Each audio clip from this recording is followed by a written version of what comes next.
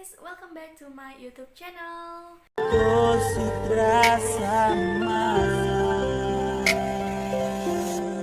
Su tambah jauh ko dari sapu bahu Sarindu ko sifat yang dulu Aduh sayang ko beda Tak sama dengan pertama Sa setia tentang cinta.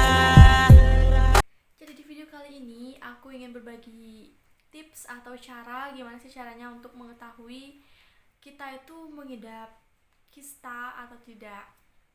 Jadi kista itu bisa tumbuh di ovarium atau indung telur wanita. Kista itu berbentuk seperti jantung dan berisi cairan yang dapat membesar.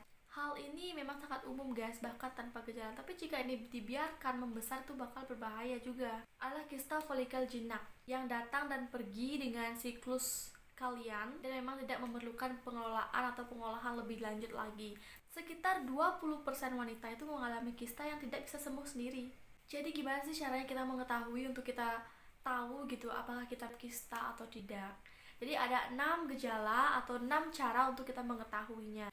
Yang pertama, kalian itu terus mengalami nyeri panggul. Biasanya di bagian bawah kanan dan kiri, di mana ovarium itu terletak. Anda mungkin merasakannya saat kalian berolahraga atau saat seksual kalian itu aktif, tapi akan terasa sakit di tempat yang konstan, apalagi setelah haid kalian itu hilang. Next, yang kedua, perut kalian itu sering terasa kenyang, padahal kalian tuh nggak terlalu banyak makan, atau perut kalian tuh terasa penuh saja selalu. Seperti fibroid rahim, kista itu bisa menyebabkan berat di daerah abdomen. Jika Anda ke kamar mandi terus-menerus dalam 2-3 minggu, kalian harus perlu mengeceknya ke dokter guys, agar nggak udah parah baru kalian ngecek. Next, yang ketiga berkaitan dengan nomor 2, yaitu perut kalian membesar yang tidak terkontrol. Kan wanita memiliki kista yang mengalami kista yang kurang dari 10 cm. Tidak menutup kemungkinan jika kista itu bisa tumbuh sebesar semangka guys. Jadi banyak banget wanita yang mengira jika berat badannya naik itu, dan jika perutnya sakit itu dia mengira ini bagian dari kenaikan berat badannya. Jika berat badannya hanya di perut saja yang naik dan tidak menemukan alasan kenapa bisa naik gitu, padahal kalian tuh makan jarang, terus kalian pokoknya nyemil-nyemil tuh jarang, itu bisa jadi tanda bahaya dan kalian harus segera ke dokter. Next, yang keempat, kalian tuh sering merasa ingin kencing setiap saat atau pokoknya setiap saat, setiap menit, setiap detik. Jadi kenapa seperti itu guys? Jadi jika kistanya itu menekan kandung kemih kalian, maka kalian tuh akan ngerasa seperti harus membuang air kecil. Atau pada beberapa wanita, dia ingin kencing atau ingin membuang air kecil, tetapi susah sekali untuk dikeluarkan, dan itu karena kista itu yang menekan atau menutupi salurannya.